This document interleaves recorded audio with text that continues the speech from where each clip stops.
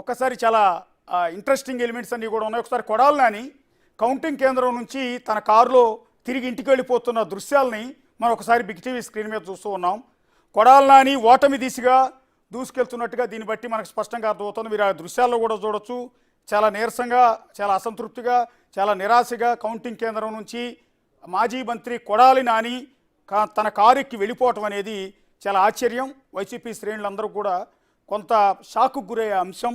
So సాయంత్రం వరకు ఉండి లీడ్ చేయాల్సిన వ్యక్తి సో ఇప్పుడే కౌంటింగ్ కేంద్రం నుంచి బయటకు వెళ్ళిపోవడం. అక్కడ మార్గాని భారత్ వెళ్ళిపోయారు రాజమండ్రి నుంచి, ఇక్కడ కొడాలి నాని వెళ్ళిపోయారు.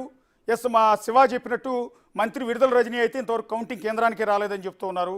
సో జోగి రమేష్ కౌంటింగ్ కేంద్రానికి రాలేదని చెప్తూ ఉన్నారు. సో వైఎస్ఆర్ ప్రభుత్వంలో క్యాబినెట్లో ఉన్న మంత్రులంతా కూడా ఆల్మోస్ట్ మినిస్టర్లందరూ కూడా వెనకంజలో ఉన్నారు. ఒకళ్ళిద్దరు కాదు.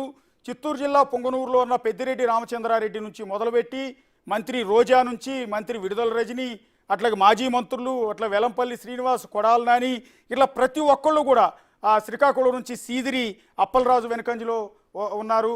అట్లాగే ధర్మాన సోదరులు వాళ్ళిద్దరూ ఇద్దరు అన్నదమ్ములు, ఒకళ్ళు మంత్రి అయితే ఒకళ్ళు మాజీ మంత్రి. సో వాళ్ళిద్దరూ లీడ్లోనే ఉన్నారు. అట్లాగే స్పీకర్ తమ్మినేని సీతారాం వెనుకంజలో ఉన్నారు. పెనమలూరులో మంత్రి జోగి రమేష్ వెనుకంజలో ఉన్నారు. అట్లాగే మచిలీపట్నం నుంచి మాజీ మంత్రి పేర్ని నాని పోటీ చేయట్లేదు, కానీ ఆయన తరపున ఆయన కొడుకు పేర్ని కిట్టి నుంచోబెట్టారు.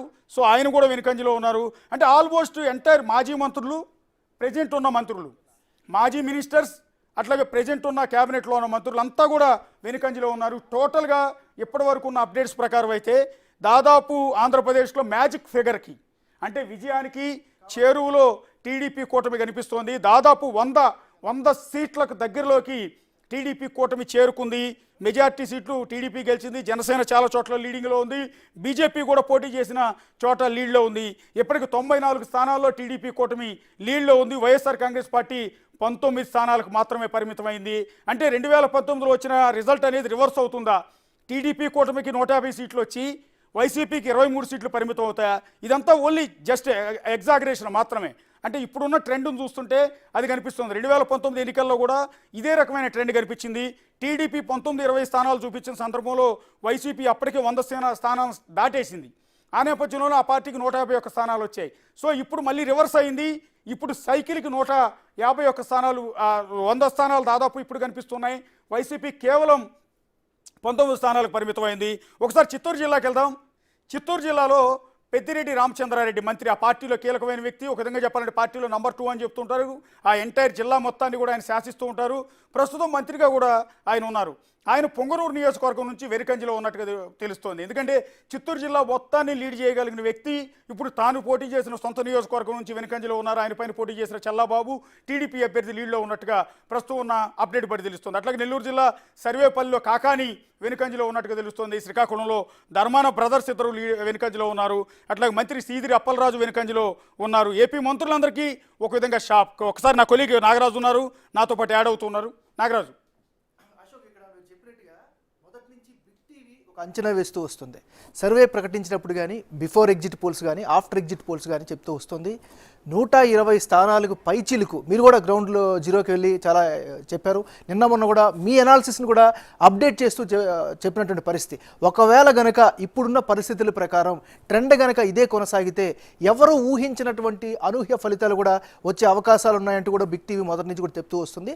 దానికి అనుగుణంగానే ఇప్పుడు అప్డేట్ మనకు వస్తుంది. ముఖ్యంగా మీరు ఇప్పుడు చెప్పారు పెద్దిరెడ్డి విషయం తీసుకుంటే, పెద్దిరెడ్డి కేవలం ఒక ప్రాంత నాయకుడిగా కాకుండా ఆల్మోస్ట్ ఆల్ 2 జిల్లాల్ని, చిత్తూరు జిల్లా నుంచి పెద్దిరెడ్డి రామచంద్రారెడ్డి, ఇందాక నేను చెప్పాను, పార్టీని లీడ్ చేసే వ్యక్తి, పార్టీలో సెకండ్ ప్లేసు. ఆయన పొంగనూరు కాన్స్టిట్యున్సీ నుంచి ఇప్పటికే 3-4 సార్లు గెలిచారు. చంద్రబాబుపై పదే విమర్శలు చేస్తారు. చంద్రబాబు టార్గెట్ కూడా పొంగనూరు, అదే జిల్లాకు సంబంధించిన వీళ్ళిద్దరు క్లాస్మేట్స్ కూడా అనుకుంటా, బహుశా చదువుకునేటప్పుడు ఎస్వి యూనివర్సిటీలో వీళ్ళిద్దరు కాంటెంపరీ అనుకుంటాను. సో ఇప్పుడు అదే పొంగనూరు నుంచి పెద్దిరెడ్డి రామచంద్రారెడ్డి వెనుకంజలో ఉన్నట్టుగా మనకు అప్డేట్ తెలుస్తుంది. ఇది ఒక సంచలనం. ఇందాక నుంచి చెప్తున్నట్టుగా ఒక్కసారి దామోదర్ దగ్గరికి వెళ్దాం. దామోదర్,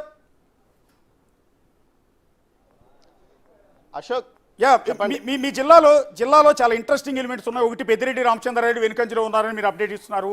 అట్లాగే మీ జిల్లాకి సంబంధించిన మంత్రి రోజా పరిస్థితి ఏంటి? ఈ ఇద్దరు అప్డేట్స్ ఇవ్వండి. అశోక్, ఏదైతే ఉమ్మడి చిత్తూరు జిల్లాలో బిగ్ టీవీ అంచనాలు నిజమవుతున్నాయి, 10కి పైగా సీట్లు వస్తాయంటూ బిగ్ టీవీ చేసిన సర్వే ఖచ్చితంగా నిజమయ్యే పరిస్థితి కనిపిస్తుంది. మంత్రి పెద్దిరెడ్డి 2 రౌండ్లో వెనుకబడ్డాడు. తర్వాత 3వ రౌండ్లో కేవలం స్వల్ప ఆధిక్యత 45 ఓట్ల ఆధిక్యత మాత్రమే సాధించాడు. ప్రస్తుతం 4వ రౌండ్ కొనసాగుతుంది. మొత్తం మీద అయితే ఉమ్మడి చిత్తూరు జిల్లాలో ఇటు కుప్పం నుంచి అటు ఏదైతే కాళహస్తి నగరి వరకు టీడీపీ ఆధిక్యత మొత్తం అన్ని చోట్ల కొనసాగుతున్న పరిస్థితి. నగర్లో రోజా అయితే ఇప్పటి వరకు మొదటి రౌండ్ ఫలితాలు రాలేదు, కానీ అక్కడ పోటీ చేస్తున్న ఎంపీ అభ్యర్థికి సంబంధించిన ఫలితాలు వచ్చాయి. దానికి సంబంధించి ఏదైతే నగర నియోజకవర్గానికి సంబంధించి తెలుగుదేశం పార్టీ ఎంపీ అభ్యర్థి ఇప్పటికే 6,000 ఓట్ల లీడ్లో నగర నియోజకవర్గానికి సంబంధించి ఉన్నారు. అంటే ఈ విధంగా అదే రకమైన లీడ్లో తెలుగుదేశం పార్టీ అభ్యర్థి గాలి భానుప్రకాష్ కూడా ఉండే అవకాశం ఉంది. మొత్తం మీద చిత్తూరు జిల్లా వ్యాప్తంగా టీడీపీ ప్రభంజనం కనిపిస్తుందని చెప్పవచ్చు. 1994లో మాత్రమే టీడీపీ పూర్తి స్థాయిలో ఇక్కడ ఆధిక్యత కొనసాగించిన పరిస్థితి. ఆ తర్వాత చంద్రబాబు నాయుడు సీఎంగా కొనసాగినప్పటికీ ఏసారి కూడా పూర్తి స్థాయిలో ఆధిక్యత లేదు. కానీ ఇప్పుడు 2024 ఎన్నికల్లో మాత్రం తెలుగుదేశం పార్టీ ఒక ప్రభంజనాన్ని ఇక్కడ సృష్టిస్తుందని చెప్పవచ్చు. ముఖ్యంగా ప్రతి నియోజకవర్గంలోనూ లీడ్లో కొనసాగుతుంది.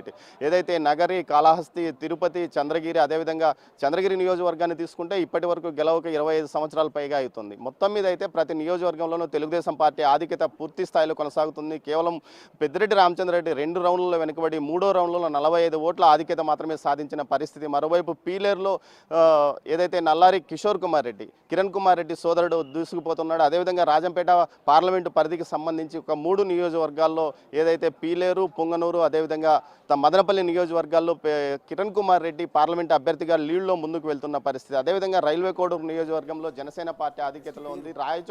ముఖ్యంగా రాయచోట్ల విప్ శ్రీకాంత్ రెడ్డి పోటీ చేస్తున్న రాయచోట్ల కూడా టీడీపీ ఆధిక్యత కొనసాగుతుంది. ఈ విధంగా ఇట్లా ఉమ్మడి చిత్తూరు జిల్లాకు సంబంధించి అటు అన్నమయ్య జిల్లాలోనూ కూడా టీడీపీ ఆధిక్యత పూర్తి స్థాయిలో కొనసాగుతున్న పరిస్థితి కనిపిస్తుంది. ఇదే ట్రెండ్ ముందుకు కొనసాగితే చాలా పెద్ద ఎత్తున సీట్లు ఇక్కడ వచ్చే అవకాశం ఉంది. 14కు సుమారు 12 సీట్లైనా విజయం సాధించే అవకాశం ఉందని భావించవచ్చు. అశోక్, డాక్టర్ రియాజియా, మీరు ఏపీ తెలంగాణ రైట్ దామోదర్, ఇప్పుడు వరకు ఉన్నటువంటి పరిస్థితులు బట్టి చూస్తే ఇది ఎప్పటికల్లా ఒక ట్రెండ్ వచ్చే అవకాశం కనిపిస్తుంది. అంటే కొన్ని బూతుల్లో కొన్ని నియోజకవర్గాలకు సంబంధించి 4వ రౌండ్, 3వ రౌండ్ కౌంటింగ్ కొనసాగుతుంది. కొన్ని నియోజకవర్గాలకు మొదటి రౌండ్ ఫలితాలు కూడా బయటకు రాలేదు. అయితే చిత్తూరు అసెంబ్లీకి సంబంధించి మొదటి రౌండ్ ఫలితాల్లో 2,000 ఓట్ల ఆధిక్యత వచ్చింది. ఇప్పటి వరకు టీడీపీ బోని కొట్టని ఏదైతే జీడి నెల్లూరు నియోజకవర్గంలో 2,000 ఓట్ల ఆధిక్యత టీడీపీ సాధించడం విశేషం. మొత్తంగా ఏదైతే డిప్యూటీ సీఎం నారాయణ స్వామి కుమార్తె ఇక్కడ వెనుకబడి ఉంది. అదేవిధంగా ఏదైతే పూతలపట్టు నియోజకవర్గంలో కూడా టీడీపీ వరుసగా 3 సార్లు ఓడిపోయిన పరిస్థితి. ఇక్కడ కూడా టీడీపీ 2,000 ఓట్ల ఆధిక్యతలో ఉంది. జర్నలిస్ట్ మురళీమోహన్ ఆధిక్యతలో కొనసాగుతున్నాడు. ముఖ్యంగా చంద్రగిరి నియోజకవర్గం, అదేవిధంగా తిరుపతి, శ్రీకాళహస్తి, నగరి ఈ నియోజకవర్గాలు ఎటు చూసినా పూర్తి స్థాయిలో టీడీపీ ఆధిక్యత కొనసాగుతుంది. అదేవిధంగా తంబలపల్లి నియోజకవర్గంలో కూడా 2,000 ఓట్ల ఆధిక్యతలో టీడీపీ ఉంది. అయితే మదనపల్లికి సంబంధించి ఫలితాలు మదనపల్లి నగరికి సంబంధించిన ఫలితాలు పూర్తి స్థాయిలో అధికారికంగా ప్రకటించలేదు. మొదటి 2 రౌండ్లకు సంబంధించి వాటి ఫలితాలు వస్తే పూర్తిగా ఒక స్పష్టత వచ్చే అవకాశం ఉంది. మొత్తం మీద అయితే పోస్టల్ బ్యాలెట్ లో కూడా టీడీపీ ఆధిక్యత పూర్తి స్థాయిలో కొనసాగుతుంది. ఏదైతే చంద్రగిరి కానీ తిరుపతి దామోదర్, ఇప్పుడు నుంచి పెద్దిరెడ్డి రామచంద్రారెడ్డి ప్రస్తుతం కౌంటింగ్ కేంద్రంలో ఉన్నారా? అట్లాగే నగరి నుంచి రోజా గెలుస్తుందా ఓడిపోతుందా అన్న దాని మీద విపరీతమైన కాన్సన్ట్రేషన్ ఉంది. రోజా ఓడిపోతుందని ఆఖరికి ఆ పార్టీకి అనుకూలంగా సర్వే చెప్పిన ఆరామస్థాన్ కూడా చెప్పాడు ఓడిపోతుంది అని. మనం చేసిన సర్వేలో కూడా నగరి నుంచి రోజా ఓటమి దిశగా ఉండే అవకాశం ఉందని తెలిసింది. సో ప్రెజెంట్ రోజా కండిషన్ ఏంటి అక్కడ?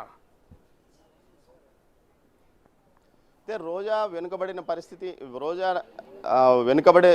వెనుకంజలోనే కొనసాగుతుంది. అయితే పెద్దిరెడ్డి స్వల్ప ఆధిక్యతలో ఉన్నాడు. అయితే రోజా కానీ అదే పెద్దిరెడ్డి కానీ ప్రస్తుతానికి కౌంటింగ్ కేంద్రంలో లేరు. వారు ఆధిక్యతను బట్టి ఇక్కడికి వచ్చే అవకాశం ఉందని తెలుస్తుంది. మొత్తం మీద అయితే చీఫ్ ఏజెంట్లుగా ఉన్నవారు ఎలక్షన్ కౌంటింగ్ నిర్వహిస్తున్నారు. అయితే ఇప్పటికి తెలుగుదేశం నాయకులు మాత్రం ఏదైతే అమర్నాథ్ రెడ్డితో పాటు మిగతా నాయకులంతా కౌంటింగ్ కేంద్రాల్లో ఉన్న పరిస్థితి. అయితే కుప్పంలో కొంత మొదటి రౌండ్లో తెలుగుదేశం పార్టీ అధినేత చంద్రబాబు నాయుడుకు కేవలం 800 ఓట్ల ఆధిక్యత మాత్రమే కొనసాగుతుంది. మిగతా నాయకులంతా జిల్లాలో మిగతా నాయకులంతా 2,000, 1,100, 1,500 ఓట్ల ఆధిక్యతలో కొనసాగుతుంటే చంద్రబాబు నాయుడే కొంత ఆధిక్యత మొదటి రౌండ్లో తక్కువగా ఉందని చెప్పవచ్చు అశోక్. అయితే పెద్దిరెడ్డి రామచంద్రారెడ్డి అదేవిధంగా రోజాలు పరిస్థితిని బట్టి ఇక్కడికి వచ్చే అవకాశం ఉందని తెలుస్తుంది. Thank you Damodar.